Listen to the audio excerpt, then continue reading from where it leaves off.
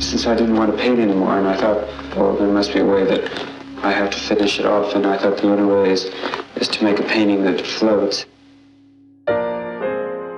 They're called silver clouds. By the end of 1965, Andy Warhol is a media superstar, and everything he touches seems to ignite a new cultural upheaval. His art, his factory, his movies. Never one to stand still, Andy is restlessly searching for new forms of expression. The silver clouds are meant to announce to the world that he's retiring from painting. They were filled with helium, and they were supposed to be let go into the sky. We let them go off of the roof of the factory. That was very beautiful.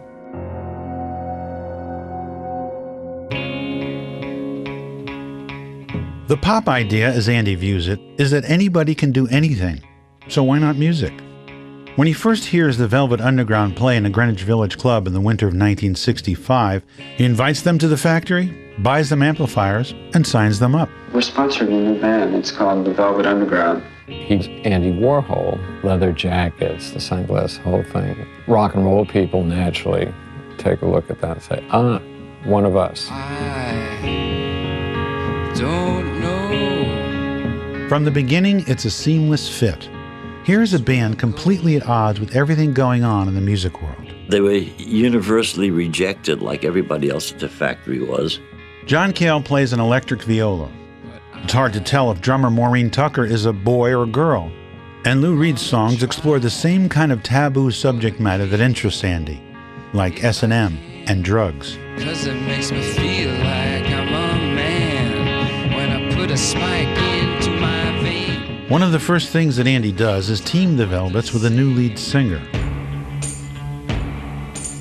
Having recently arrived from Europe, the German model Nico is being promoted as the latest Girl of the Year. You step back when you see her. She's formidable as a beautiful, deeply poetic, deeply scary person that all boys fell in love with.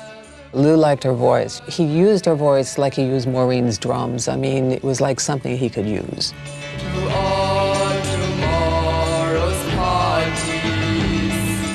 Andy sees the Velvet Underground and Nico as the key to his next project, a multimedia experience he calls the exploding plastic inevitable. We have this chance to combine music and art and films all together, and the whole thing is being auditioned tomorrow at 9 o'clock.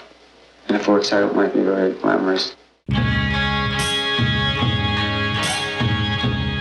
The mix of movies, music, lights, and drugs creates a sensory overload that redefines the concert experience. The exploding plastic inevitable was a pretty astonishing situation. It was incredibly beautiful. I mean, this whole idea of light shows and the rest of it. Shiny, shiny, shiny boots of leather. No one had ever seen anything like it. We certainly hadn't seen anything like it. Not only in New York City, they hadn't seen that anywhere. On the side of the stage were movie screens where some of Andy's early films were projected. Ondine and Bridget Berlin were going through the crowd, poking people with amphetamine. The band was incredibly loud, dressed in black. The Velvets were really not into showing off. I mean, you know, they would like just as soon face the back wall and play. They really could not care less for the audience. So Gerard and I were there because we were the come on. I danced with Gerard. Gerard was in charge of this. Gerard thought this up. Gerard has his leather pants, bought me my whip. Taste the whip, now bleed for me. And after a while, we became this like show. The exploding plastic inevitable brings all of Andy's social circles together. Park Avenue Society and the downtown underground, the jet setters and the junkies. As Warhol describes it, we just felt it. Things couldn't look this strange and new without some barrier being broken. The experience of those first concerts, some people were crying. Some people were very disoriented. And I think disorientation is central to what Andy liked. He liked to throw people off. He watched from the balcony. Billy put up his films and things. He just watched. He liked to watch. Mr. Warhol, are you trying to communicate any message? It's so pretty down here. You should look up. It's fantastic. Can you see the stars? Yes, I can see the stars.